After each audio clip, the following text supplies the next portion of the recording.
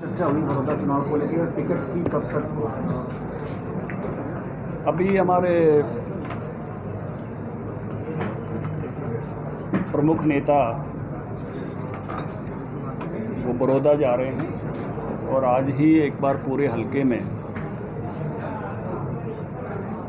27 नेताओं की ड्यूटी लगाई है। बड़ौदे हलके में 54 गांव हैं। हर नेता 2 गांव में आज वहाँ सभा करेगा और बड़ौदा के विकास का मुद्दा, बड़ौदा कैसे आगे बढ़े, राजनीतिक परिदृश्य, उस सारे पर आज लोगों के बीच में जाके चर्चा करने वाले हैं कि किस तरह से बड़ौदे के विकास का जो भविष्य का ब्लूप्रिंट है, कैसे बड़ौदा आगे बढ़ेगा। 4 वर्षों तक खजाने की चाबी जो बीजेपी के पास है, क्योंकि बाकी दलों के पास केवल वाणी सेवा है, 4 वर्षों तक कोई विकास के काम वो करा नहीं सकते। तो उस नाते से, उस विमर्श के लिए, उस संवाद के लिए, गपशप के लिए, बातचीत के लिए आज हमने 27 बड़े नेताओं की ड्यूटी लगाई है, जो 54 के 54 गाँव को आज के दिन ही कवर करेंगे। आज शाम को मैं मुख्यमंत्री जी ने राष्ट्रीय अध्यक्ष जी का समय मांगा हुआ है, बड़ौदा की टिकट को लेकर ही मांगा हुआ है। जो उनसे हमारी मुलाकात होगी, उस मुलाकात के बाद ये जो टिकट वितरण वाला विषय है ये आगे बढ़ जाएगा। और हमने अपने सलाह मशवरे के लिए भी जेपी दलाल जी को, वहाँ के सांसद रमेश कौशिक जी को, हमारे जिला अध्यक्ष मोहन लाल कौशिक जी को और संजय जी जो वहाँ के प्रभारी हैं उनको, इन सबको भी हमने आज शाम को दिल्ली तलब किया है कि आप लोग भी हमारे सलाह मशवरे के लिए वहाँ उपस्थित रहें। तो उस नाते से मुझे लगता है कि आज इस विषय पर हम काफ़ी आगे बढ़ जाएंगे।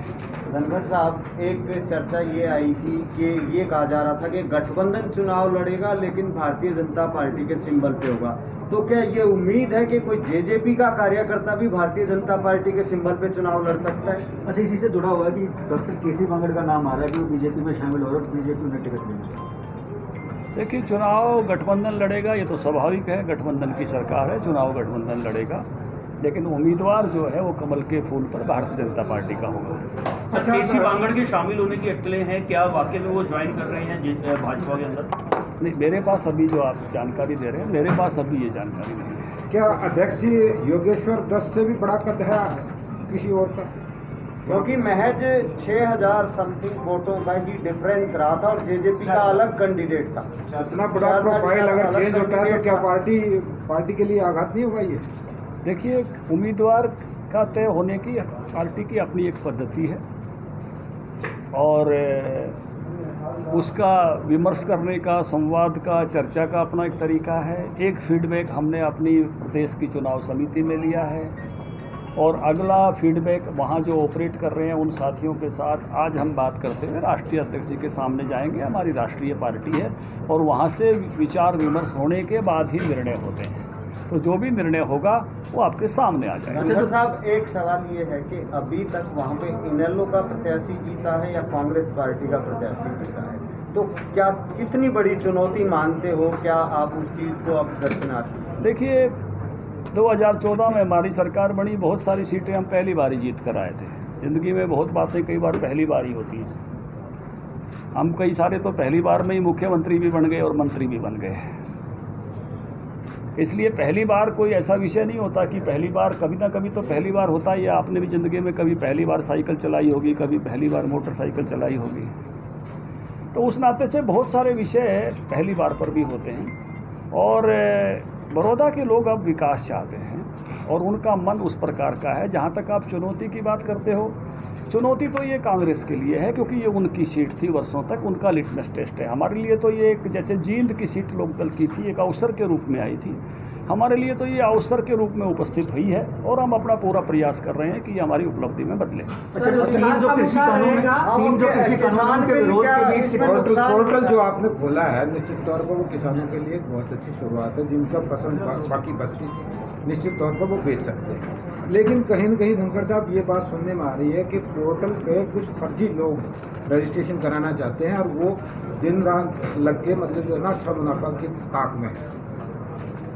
देखिए, एक बात आपने अच्छी बात कही है कि पोर्टल किसानों की सुविधा के लिए है और पोर्टल इसलिए खोले गए हैं कि हमारे यहाँ हमारे किसानों के अनाज की खरीद हो, बाहर से लाए हुए अनाजों की खरीद खास करके बाजरे की वो ना हो, क्योंकि हमारे किसान को हम पैसा देना चाहते हैं। क्योंकि अड़ोस पड़ोस का राज्य जैसे कांग्रेसी स्टेट रूलिंग स्टेट है राजस्थान, वो बाजरा नहीं खरीद रही। हमारे पंजाब में भी बाजरा नहीं खरीदा जा रहा है, बाजरा केवल हम खरीद रहे हैं। तो हम खरीद रहे हैं तो हमारा जो बाजरे का किसान है उसको पैसा देना चाहते हैं। इसलिए कोई बाहर से ला के और उस प्रकार का पंजीकरण करा के उसका रास्ता निकालने की कोशिश करता है। तो इसीलिए मेरी फसल मेरा ब्यौरा लाए हैं कि सभी तरह की जांच परख के बाद ही हमारे अपने किसानों का एक एक दाना खरीदा जाए। और ये कोई उस प्रकार की मैं कहूँगा कि कोई अपने व्यापार के लिए बाहर से लाकर या बिक्री करके उस प्रकार की सरकार के पैसा उस प्रकार से बाहर के उसमें ना जाए या किसी के बिजनेस पर्पज़ में ना जाए। किसानों को जो देना चाहते हैं वो किसानों की जेब में जाए और इसीलिए सारी व्यवस्थाएं खड़ी की गई। धनखड़ जी, जिस तरीके से किसान विरोध कर रहे हैं लगातार, क्योंकि बड़ौदा जो हल्का है मैक्सिमम रूरल एरिया है, किसान वहाँ पर ज़्यादा हैं, आपको लगता है कि एक चुनौती वहाँ पर है, किसान अभी भी विरोध कर रहे हैं? देखिए, बड़ौदा में हजारों हजार किसान आप सबने भी देखा, दलाल साहब भी थे, मैं भी था, मोहन लाल कौशिक भी थे और पूरे प्रदेश का मीडिया भी था। किस तरह से ट्रैक्टरों पर सवार होके बीजेपी के झंडे लगा के मोदी जी की जय बोलते हुए और किसान धन्यवाद यात्रा करने के लिए आया था।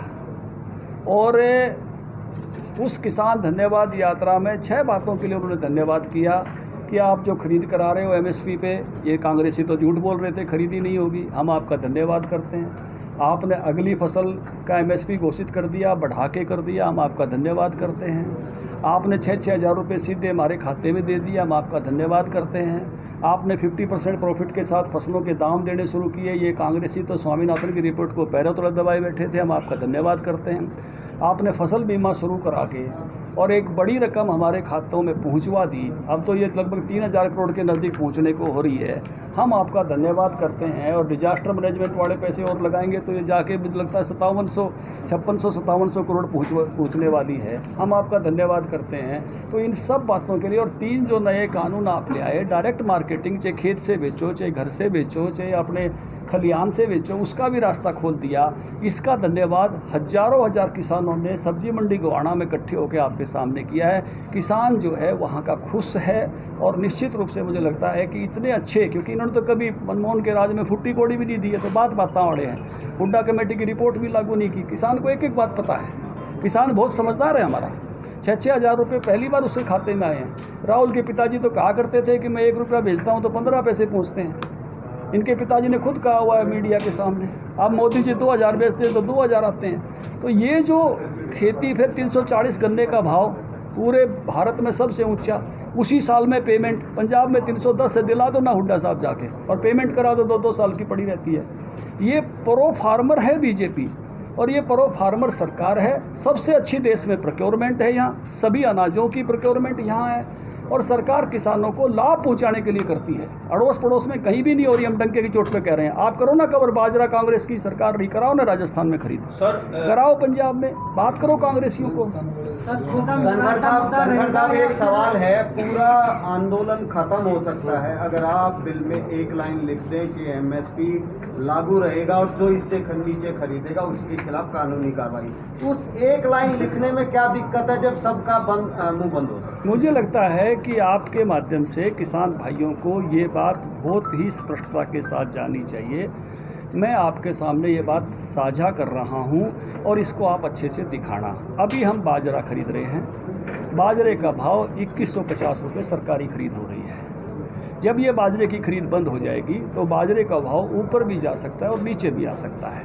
और कुछ किसान ये सोच कर रख सकते हैं कि भाई शायद बाद में महंगा हो जाए, हम अपने घर में रख ले रहे हैं। लेकिन बाजरा सरकार इसलिए खरीद रही है कि किसान को कम भाव है तो उससे ज़्यादा भाव मिलते हुए उसकी आमदनी बढ़े। 600-700 रुपये का गैप है तो उसकी जेब में वो पैसे जाएं। लेकिन जब हम बाजरा वापस बेचेंगे तो बाजरे की मार्केट डाउन आ जाएगी और उस समय जब बाज़ार में बाजरा सस्ता है तो किसी निजी व्यापारी को आप विवश नहीं कर सकते कि बाज़ार की बजाय वो किसान का बाजरा खरीदे 2150 के भाव में। वो कहेगा भाई मंडी में अगर मुझे 1200 मिल रहा है, मंडी में अगर मुझे 1500 मिल रहा है, तो मैं 2150 में क्यों लेऊंगा आपका? यही सरसों पर बनेगी। तो इसके कारण से यह बात कहने में मुझे भी बहुत सुंदर लगती है, लेकिन जब हम देखते हैं कि इसके हालात क्या बनेंगे, तो उसमें से ये बात लिखने के बाद अगर किसी के घर उसी ने सरसों रख ली, किसी के घर किसी ने बाजरा रख लिया, तो सरकारी खरीद होने के बाद अगर ट्रेड डाउन आए तो उसको खरीदार ही अवेलेबल नहीं होगा। अच्छा सर, अनलॉक 5 स्टार्ट हो रहा है 15 तारीख से। सरकार की क्या रणनीति रहेगी? रेल भी बंद है, बसेस भी कुछ चल रही हैं, लेकिन ट्रेन बंद होने की वजह से बहुत लोगों को दिल्ली के आवागमन में बहुत ज़्यादा परेशानी का सामना करना पड़ता है। क्या रणनीति रहेगी अनलॉक 5 में? कितने लिबरल होगा, कितना छूट मिलेगी, किस तरह से रहेगा? देखिए, सने सने करके सब चीज़ें खुल रही हैं। मुझे लगता है आने वाले समय में और बेहतरी के साथ लोगों की सुरक्षा के साथ आगे बढ़ेंगी। बहुत बहुत धन्यवाद।